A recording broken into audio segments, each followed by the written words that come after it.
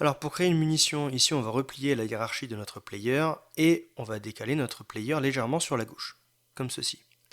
Ensuite on va faire un clic droit dans la fenêtre hiérarchie, create empty et on va renommer cet empty bullet. Au niveau du transform, on vient cliquer sur reset pour centrer notre objet dans la scène. On fait un clic droit sur bullet, create empty que l'on appelle graphics. Et maintenant un clic droit sur la partie graphics, 2D, sprite, square.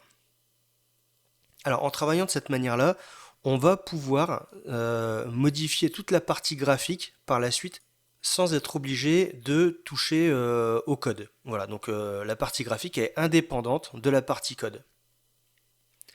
Ensuite, on peut sélectionner au niveau du scale le petit cadenas qui va nous permettre de réduire la dimension de notre objet sur tous les axes en même temps.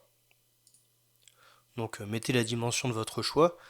On peut laisser à 0,1 par exemple, ce sera pas mal. Ensuite, ce que l'on va faire. Ici, sur la partie square, on va ajouter un box collider en 2D. Vous voyez, donc là, on a bien la bonne dimension au niveau du collider. Et sur la partie bullet que je sélectionne, on va rajouter un rigid body 2D, puisque là, on va avoir besoin de détecter les ennemis que l'on va toucher. Et ici, on va mettre la gravity à 0 et on va friser la rotation en Z. Dans la fenêtre projet, on va revenir à la racine et on va faire un clic droit, create folder, on va l'appeler bullet, et à l'intérieur, on va créer un script, donc clic droit, create, C# script. On va intituler notre script bullet mouvement. Donc ce script va s'occuper de déplacer notre munition. Comme d'habitude, on peut supprimer les lignes 1 et 2 ainsi que les fonctions start et update. Alors, première question, de quoi avons-nous besoin ici pour déplacer notre munition? Donc je vous laisse mettre pause dans la vidéo et le temps de réfléchir à ce dont on a besoin. Alors en fait, puisque on a mis un rigid body, on va avoir besoin d'utiliser le rigid body 2D. Donc on va taper une variable private de type rigid body 2D, que l'on appelle rigid body 2D. Puisque c'est un composant, on a besoin de le charger dans le wake.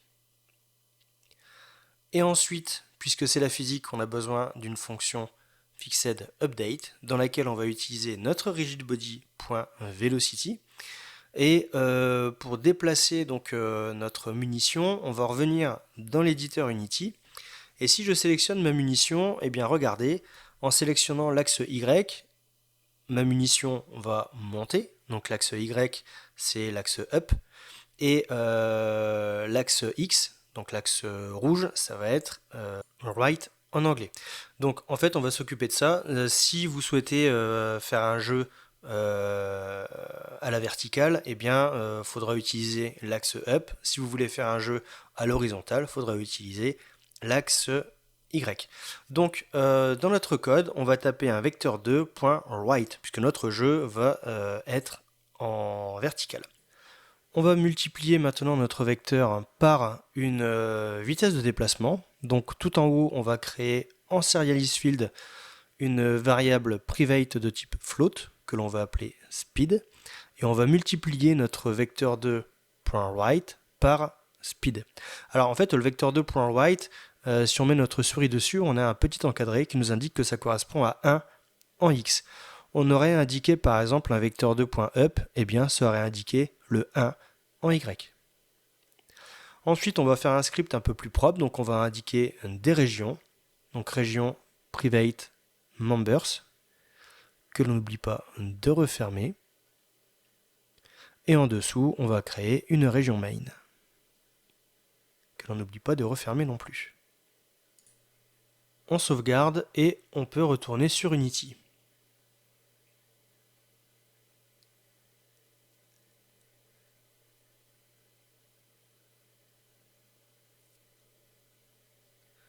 Alors au niveau de bullet, on va ajouter du coup notre script bullet mouvement et on peut mettre une vitesse par exemple de 10.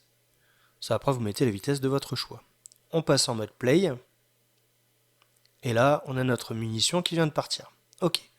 Donc on ressort du mode play. Donc on a pour l'instant une munition qui est fonctionnelle. Il y a encore du travail, mais elle est fonctionnelle. Ce que l'on va faire maintenant, on va refermer l'arborescence de notre bullet. Et à la racine de notre projet, on va créer un nouveau dossier que l'on va appeler préfab, à l'intérieur duquel on va venir faire glisser notre GameObjet bullet. De cette manière-là, on vient d'en créer un préfab. Donc on peut supprimer le GameObjet bullet qui se trouve dans la hiérarchie. Et maintenant, on va faire un détour vers la documentation Unity pour que je puisse vous présenter les préfabs. Alors, la notion de préfab est très importante dans Unity. Ici, on nous indique que le système de préfab de Unity vous permet de créer, de configurer et de stocker des GameObjets de jeu complets avec tous ses composants. Valeur de propriété et GameObjet enfant en tant qu'actif réutilisable. Donc le préfabriqué agit comme un modèle à partir duquel vous pouvez créer de nouvelles instances préfabriquées dans la scène. Alors on s'en sert essentiellement comme des actifs environnementaux, comme par exemple certains types d'arbres utilisés plusieurs fois autour d'un niveau.